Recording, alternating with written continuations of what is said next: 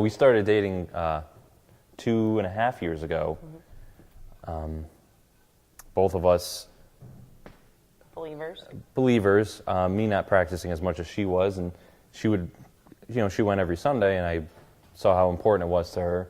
So I said, hey, let me go check your church out with you. And so we went there, and then from the first day I went, I knew I needed to get more into the Word and, more on God's path and not my own path. So. But I was living my own path at that point too. Although I was a believer, I was still making choices on my needs, not based on what God wanted for me. Mm-hmm. And I think with me attending there, along with, her on a weekly basis at that point, it, changed us and really made us focus on our relationship together as a couple and also our relationship with God, and made that kind of priority in our life at that point. And we knew we had to make a change because the stuff we were doing before was not working as we had planned, obviously. And then, we just started kind of following God's plan for us, and everything's, although it's been crazy, it all works out in the end. I mean, there's been trials and here and there, but nothing that we haven't been able to get through. And obedience isn't always easy. Doesn't mean it's an easy path. Definitely not.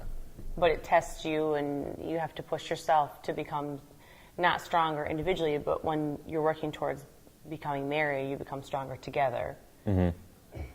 Once we have that same goal, it's something we can always push forward and work towards, and especially an unreachable goal, as in, being closer with God. Mm-hmm. And so it's something we always have to strive for and work as a team together to reach. My favorite chapter of the Blueprint was chapter 1, because in that chapter I learned how we can spin things around. For example, the creation, how someone should prove to us that God didn't create everything. And that's when I kind of took that home, and I remember about a week after that chapter we went over it, and I remember thinking, because I've never felt like I've really been down in a hole and really needed to call out for God's help, but then I flipped it around and thought about it a different way, and I thought, I didn't have that moment because God protected me from all that, so I owe all of that to Him. So that's why that one was my favorite chapter. My favorite chapter was 7 on Homeland Security, primarily because we were working on building our home with God at the top, and because we have children, we wanted our kids to also see that growing up, not just in our relationship, but in our finances as well.